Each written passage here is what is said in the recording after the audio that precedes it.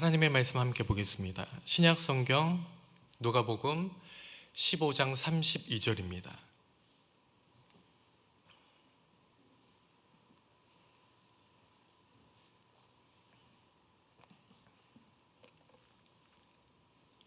신약 성경 122페이지입니다.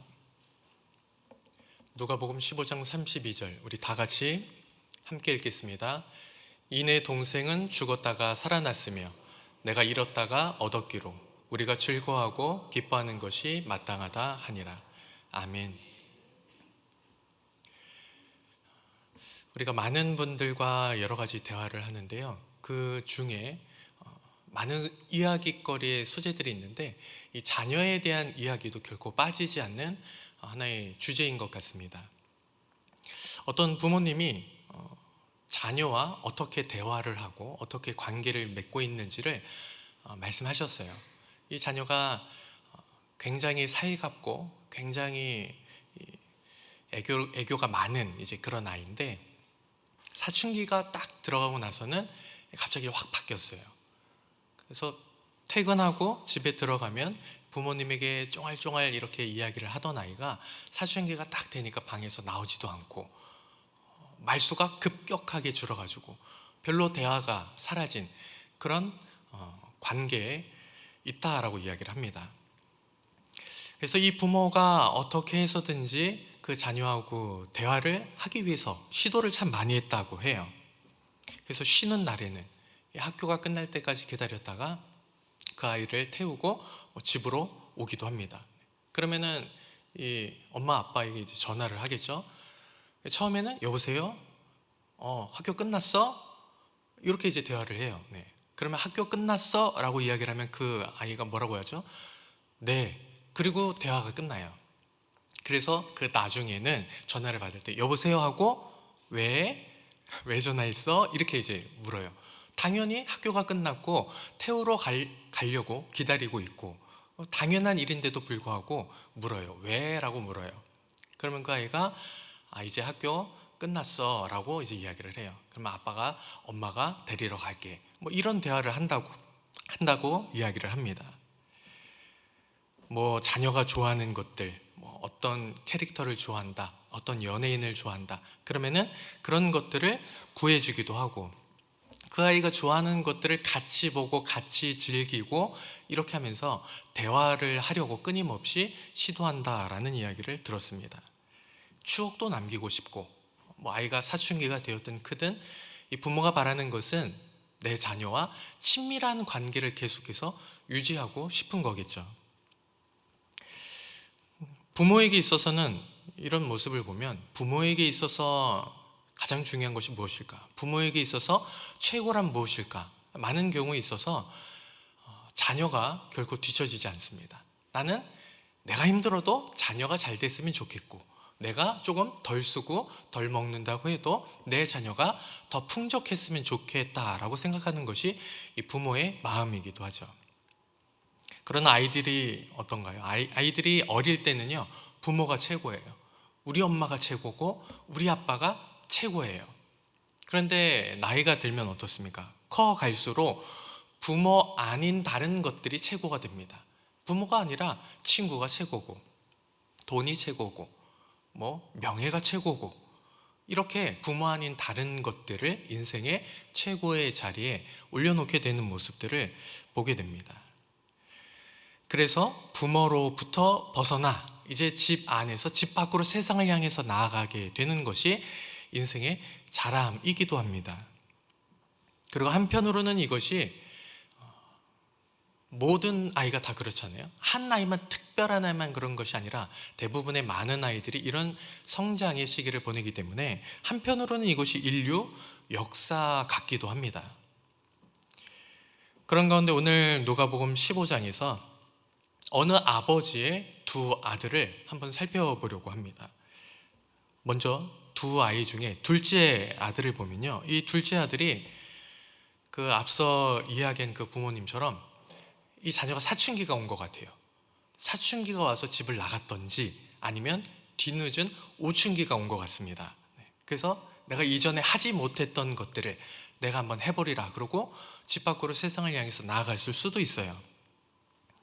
15장 12절을 보면 살아계신 아버지를 앞에 두고 자신이 물려받을 상속의 분깃, 자기 몫을 달라고 요구합니다. 그것은 본래 자기 게 아니에요. 내가 일했고 내가 거뒀고 내가 성취한 내 앞으로 되어 있는 것이 아니에요. 이것은 다 아버지의 것입니다. 아버지 것이지만 아들이기 때문에 값없이 부모가 물려주는 거예요. 은혜로 주는 것입니다. 그러나 보통의 어린 사람, 그리고 이 미성숙한 사람들은 어떻죠? 옳고 그름의 개념이 없습니다. 기준이 없기 때문에 분별하지를 못해요. 내가 이렇게 말하는 것이 합당한지 옳은지, 내가 이것을 요구하는 것이 괜찮은지 잘 알지 못합니다. 그리고 내 것, 자기 소유를 주장하고, 아이들은 다 그래요. 다 내 거예요. 내 거. 엄마가 사줘도 내 거. 다 내 거예요. 자기 소유를 주장하고 먹고 마시면서 즐기면서 곧 사라질 일시적인 기쁨을 위해서 방탕한 삶을 살아갈 수밖에 없습니다. 그러므로 이 둘째 아들을 보면 죄인의 대표라고 말할 수도 있습니다. 여러분, 죄인의 특성이 무엇입니까? 죄인의 특성은 은혜를 알지 못한다는 데 있습니다. 당연하다라고 여겨요. 은혜를 알지 못하고 이미 받은 것 또한 깨닫지를 못하고 불평해요. 감사하지 않습니다. 아버지의 선하심에 따라서 예비된 것이 있어요. 기다리면 돼요. 걱정할 필요가 없습니다. 근데 그럼에도 불구하고 아버지를 알지 못하여 미래에 대한 소망이 없습니다. 내가 기다리면 나중에 내 미래가 좋은 미래가 있을 거야. 그런 소망의 미래가 없어요. 기다림이 없어요. 육적인 갈망을 채우려고 하나 어떠죠? 채워도 채우지 못하고 오히려 더 궁핍해져서 후회하는 것이 모든 죄인들의 인생이라고 말할 수 있습니다. 오늘 누가복음 15장은 세 가지 비유를 들고 있죠. 첫째 비유와 같이 어리석고 연약하여서 길을 잃어버린 양이 있습니다. 근데 그 양이 목자가 가만히 있으면 스스로 돌아옵니까? 돌아오지 않아요. 회귀 본능이 없습니다. 돌아오지 않습니다. 돌아가고자 해도 실족했거나 아니면 돌아오는 길에 사나운 짐승에게 잡아먹혀서 돌아오지 못할 가능성이 큽니다. 목자가 가만히 기다린다고 결코 그 양이 다 돌아가서 만날 수 없어요. 두 번째 비유와 같이 잃어버린 동전도 마찬가지입니다. 스스로 주인에게 돌아갈 수 없습니다. 발견되어지지 않는다라면 아무리 오랜 시간 여기 머물러 있고 기다린다 할지라도 주인의 품에 돌아갈 수가 없습니다. 이처럼 죄인이라고 하는 것은 불순종으로 하나님의 길에서 벗어나 생명을 잃어버린 자들을 뜻합니다. 살아있지 않아요. 죽은 자들이에요. 죽어있기 때문에 에베소서 2장 1절에서 이야기하는 것처럼 모든 죄인은 생명을 잃어 죽었기 때문에 인생이 허물과 죄로 가득할 수밖에 없습니다. 그냥 하다 보니까 나오는 게 아니에요. 그냥 이 안에 생명이 없기 때문에 어떤 선한 것도 만들어낼 수가 없는 것입니다. 그래서 모든 인간은 전적으로 부패하고 전적으로 선을 행하는 데 있어서 무능력함을 우리가 고백할 수밖에 없습니다. 100만 년이 지나도 이런 모든 사람들은 하나님의 나라에 결코 들어갈 수가 없어요. 눈을 감고 있는데, 뒤돌아 있는데, 하나님의 나라가 저 위에 있는데 나는 정반대, 땅으로 계속해서 밑으로 내려가고 있는데 어떻게 하나님의 나라에 들어갈 수가 있겠습니까? 결코 그것으로 갈 수가 없습니다. 그런데 여기서 끝이 아니라 하나님의 은혜가 있다는 거죠. 여러분, 그들을 향한 하나님의 은혜가 무엇입니까? 버림받은, 사람들이 볼 때에는, 우리가 생각할 때에는 버려졌어요. 생명이 없고 선을 행할 수 없고 인생이 어렵고 나아질 기미가 없어요. 그래서 스스로 버려졌다라고 여길 수 있습니다. 그런데 하나님의 은혜는 버림받은 그들을 다시 찾으신다는 데 있습니다. 이사야 49장 15절 말씀을 보면 이렇게 비유를 합니다. 한 여인이 출산을 해서 젖을 먹이고 아이를 키워요. 그러면 이 아이에 대한 궁휼한 마음이 있습니다. 애타는 마음이 있어요. 내가 배 아파서 낳은 이 아이를 향한 그 들끓는 마음이 있다라는 거예요. 그렇기 때문에 결코 이 자녀를 저버리지 않지요. 그런데 혹여나 저버린다 할지라도 하나님은 어떻습니까? 하나님은 결코 우리를 잊지 않으신다는 이야기를 합니다. 우리 인간도 그런데 하나님은 더하다. 하나님은 결코 우리를 버리지 아니하신다. 그래서 우리를 버리지 않는다 뿐만이 아니라 뭐라고요? 결코 잊은 적 없다라고 이야기를 합니다.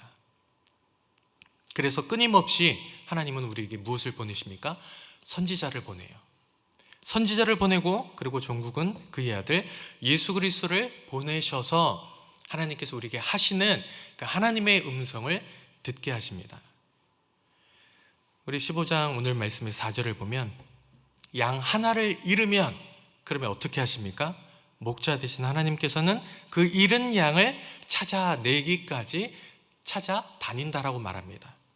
8절은 뭐라고 이야기합니까? 드라크마 하나를 잃으면 등불을 켜서 집을 쓸며 찾아내기까지 부지런히 찾는다라고 말하고 있습니다. 언제까지요? 찾아내기까지라고 말하고 있습니다. 찾지 못하면 쉴 수 없어요. 찾을 때까지 쉬지 않고 그것을 찾아내고자 하는 것이 그것을 잃어버린 주인의 마음입니다. 이렇게 한 마리의 양을 찾기 위한 노력, 한 드라크마를 찾으려는 노력, 잃은 것을 되찾으려는 그 노력이 있기에 하나님께서는 이 땅에 모든 잃어버린 죄인들을 향해서 독생자 아들 예수 그리스도를 보내셨습니다. 그리고 그리스도를 통해서 우리를 하나도 잃어버리지 않고 아버지께서 내게 주신 그 한 영혼이라도 잃어버리지 않고 주께서는 다 찾으시고 다 구원하시는 모습을 보게 됩니다. 그래서 성경은 우리들에게 이야기합니다. 너는 내 것이다. 너는 나의 소유야. 내가 너의 주인이고 그렇기 때문에 나는 결코 너를 잃어버릴 수 없다라고 말합니다. 너는 무엇보다도 존귀한 자다라고 말하고 있습니다. 내가 너를 놓지 않았고 내가 반드시 너를 찾겠다라고 성경은 말하고 있습니다. 그러면 이 둘째 아들과 달리 첫째 아들은 어떨까요? 첫째 아들은, 이 둘째는 나갔잖아요. 아버지를 떠나 갔는데 맏아들은 항상 아버지와 함께 있었습니다. 그리고 아버지와 함께 있을 때에 누가복음 15장 29절에서 이야기하는 것처럼 아버지의 지시를 따라 일했어요. 그냥 자기 뜻대로 일하는 것이 아니라 아버지의 명령에 따라 일했습니다. 근데 이 맏아들은 어떤 사람을 상징합니까? 바리새인과 서기관들을 상징합니다. 그리고 이방인보다 앞선 유대인을 상징할 수 있어요. 그리고 지금으로 이야기를 하면 다른 사람들보다 먼저 복음을 듣고 지금 성전에 자리하고 있는 그리스도인을 뜻할 수도 있습니다. 그런데 이들은 하나님과의 사이에서 신앙이 어떤 신앙입니까? 율법적으로 굉장히 충실한 신앙이에요. 지켜야 할 것을 지킵니다. 그런데 맏아들인 사람은 어떻죠? 아버지의 마음이 어디 있는지를 알지 못해요. 시킨 일은 하는데 아버지가 진짜 어떤 마음을 가지고 있는지, 무엇을 원하시는지, 내가 무엇을 해야 진정으로 기뻐하시는지 그걸 알지 못해요. 그래서 수동적이고 기계적입니다. 일하는 것이 나쁜 게 아니에요. 명령하시는 것을 지킨 게 나쁜 것이 아닙니다. 그러나 하늘 아버지께서 우리에게 진정으로 원하시는 것이 무엇입니까? 아버지의 기쁨에 동참하라는 거예요.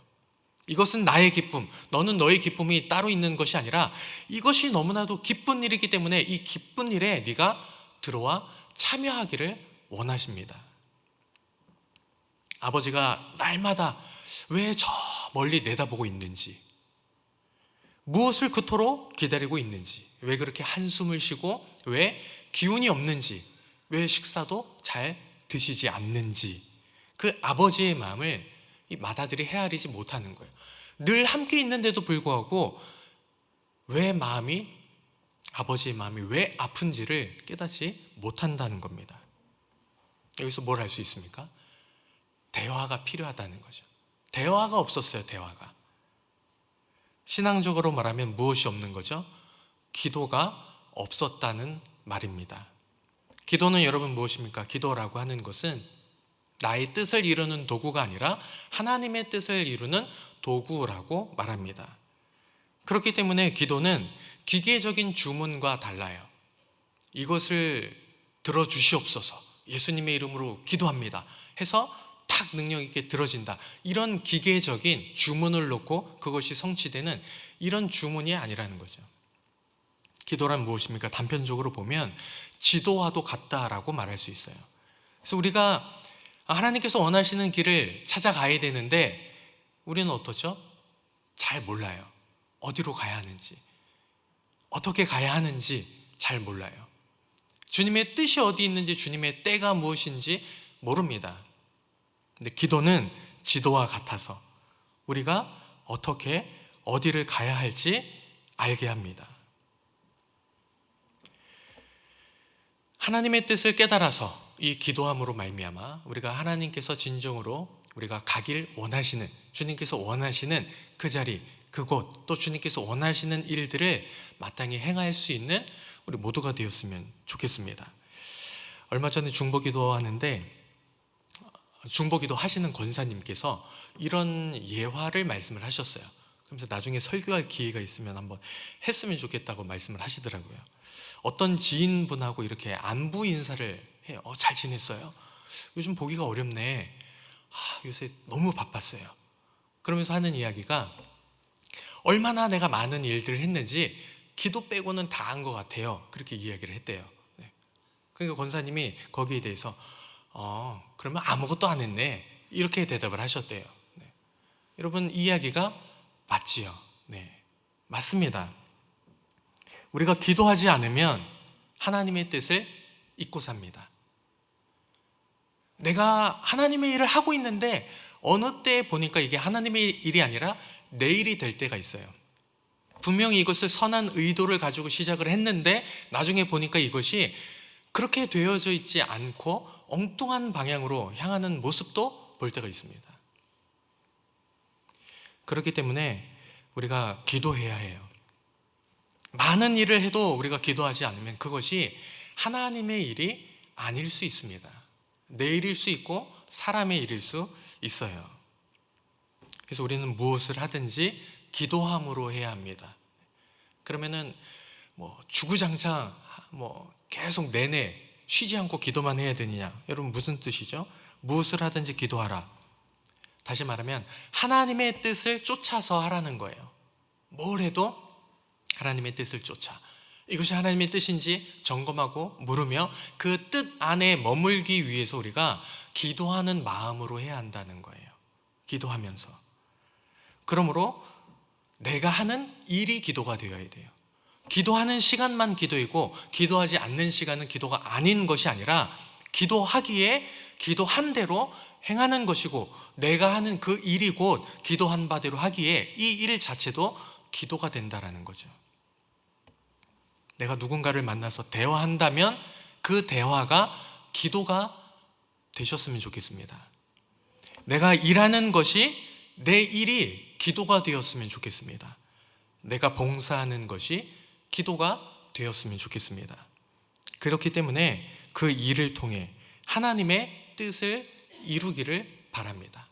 내가 있는 그 자리, 내가 보내는 시간, 내가 하는 그 무엇, 이 모든 나의 인생을 이루는 나의 이런 모든 부분들이 다 기도가 되어서 하나님의 뜻을 다 이뤄갔으면 좋겠어요. 만약에 맏아들이 아버지와 대화를 했다라면, 그러면 아버지가 진정으로 원하시는 것이 무엇인지 알았을 거예요. 동생과 함께 있을 때 동생 마음속에 뭐가 가득했습니까? 마음에 헛바람이 가득했어요. 내가 밖에 나가서 돈 싸들고 가면은 얼마나 재밌을까? 얼마나 내가 지금 여기서 하고 싶은 것도 마음대로 못하고, 근데 거기 가면 정말로 내가 하고 싶은 것들, 신나는 일들, 더 큰 일들 많이 할 수 있을 거야. 헛바람이 가득했을 거예요. 근데 아들이 아버지의 마음을 알았다라면 그 속썩일 그 동생의 헛바람을 푹 찔러가지고 정신 차려라, 꿀밤을 한 대 탁 때리면서 그 헛바람을 빼주지 않았을까 싶어요. 그리고 이 어린 동생을 잘 가르쳤을 겁니다. 얼마나 헛된 일인지, 그리고 그거보다 더 유익한 일이 무엇인지, 그리고 나중을 위해서 오늘 해야 할 일들이 무엇인지, 실수하지 말아야 할, 후회하지 말아야 할 일들이 무엇인지, 꼭 해야 할 일들이 무엇인지, 중요한 일이 무엇인지 이 형이 아마 이야기하지 않았을까 싶습니다. 아버지의 기쁨을 안다면 잃어버린 양 한 마리를 찾아내기까지 찾아다녔던 그 목자처럼, 잃어버린 한 드라크마를 찾는 여자처럼, 그래서 집 나간 동생을 찾으러 다녔을 것 같아요. 그 아버지의 마음을 알았다라면. 아버지는 연세가 있어서 그렇게 동네방네 찾아다니지는 못하고 그냥 하염없이 기다려도 이 젊은 아들은 아버지를 대신해서 그렇게 찾아다녔어야 옳지요. 아버지의 마음을 안다라면. 그러나 첫째 예와도 둘째 예와도 쉼없이 찾아다니지만 셋째 예와에 아버지 함께 있었던 이 맏아들은 찾아다니질 않았습니다. 아버지의 아들이지만 그는 동생을 어떻게 여겼습니까? 그 아이가 내 동생, 나와 한 형제라고 하는 것을 인정하지 않고 아버지의 아들이라 칭합니다. 내 동생이라 여기지 않아요. 그러나 아버지의 그 마음을 안다라면 그가 내 동생이고 나와 한 형제이고 그렇게 결코 내가 외면할 수 없는 사랑하는 나의 고륙 형제라고 하는 것을 알았을 거예요. 그리고 그의 돌아옴을 아버지만큼이나 기뻐했을 것입니다. 우리 6절과 9절 말씀을 한번 같이 읽어볼까요? 집에 와서 그 벗과 이웃을 불러 모으고 말하되 나와 함께 즐기자. 나의 잃은 양을 찾아 내었노라 하니라. 또 찾아낸즉 벗과 이웃을 불러 모으고 말하되 나와 함께 즐기자. 잃은 디라크마를 찾아 내었노라 하리라. 아멘. 이 말씀과 같이 사람들은 잘 몰라요. 내가 왜 기쁜지, 얼마나 기쁜지 알지 못해요. 그런데 이 잔치를 열무로 말미암아서 선언하는 겁니다. 이 한 마리의 양이 얼마나 소중한지, 이 한 드라크마가 얼마나 소중한지. 그토록 잘하고 자란 그 아들은 아니라 할지라도 내가 잃었다 다시 찾은 이 아들이 나에게 있어서 얼마나 소중한 존재인지를 이 잔치를 통해서 이야기합니다. 그리고 오늘 32절은 이렇게 이야기합니다. 우리 함께 읽겠습니다. 이내 동생은 죽었다가 살아났으며 내가 잃었다가 얻었기로 우리가 즐거워하고 기뻐하는 것이 마땅하다 하니라. 아멘. 여러분, 이 메시지가, 아버지가 이야기하는 이것이 여러분 내 이야기가 되어서, 그래서 나도 그 아버지의 기쁨을 함께 누리고 있습니까? 누군가 전도에서 새신자가 등록할 때 선교해서 그 선교지에서 한 영혼이 주님 앞에 돌아올 때에 여러분 우리 안에 이런 기쁨이 있어야 된다는 거예요. 정말로 큰 기쁨이 있어야 된다는 거예요. 잔치를 열어서 함께 기뻐하자라고 이야기를 하는 것처럼 하나님께 너무나도 귀한 영혼이 돌아오게 될 때에 우리는 기쁨을 함께 누릴 수 있어야 돼요. 만약에 이 기쁨을 우리가 갖지 못하고 새신자가 등록하고 전도지에서 한 영혼이 돌아올 때 한 영혼이 주 앞에 돌아오게 될 때에 그것을 그냥 남의 일로 여긴다라면 우리는 우리 자신이 바로 맏아들에서 벗어나지 않는다라는 겁니다. 아버지 전에 있지만, 아버지 전에서 함께 있지만, 명령하시는 것을 내가 일은 많이 하는 것 같지만, 그러나 아버지가 진정으로 원하시는 것을, 그 마음을 내가 품고 있지 못한다라는 거예요. 깨닫지 못한다라는 거예요. 그 기쁨을 위해서 나는 일하고 있지 않는다라는 거예요. 여러분, 우리가 맏아들이 아니라 주님 앞에서 정말로 이 기쁨을 가진 자가 되었으면 좋겠습니다. 이 기쁨의 초청에 우리가 응답했으면 좋겠어요. 그래서 선교지에 나가 있는 그 우리 선교팀들, 이번 주 또 다음 주에 이제 나가게 되지만 우리가 한 마음으로 함께 기도했으면 좋겠습니다. 주님께서 사용하시도록, 그리고 많은 영혼들이 주 앞에 돌아오도록. 그리고 우리가 이 땅에서도, 우리 있는 그곳에서도 마찬가지입니다. 한 영혼이 주님 앞에 돌아오기 위해서 우리가 마음을 다해서 주님 앞에 애썼으면 좋겠어요. 정말로 주님께서 기뻐하실 일들을 위해서 애쓰며 나아가는 우리 모두가 되었으면 좋겠습니다.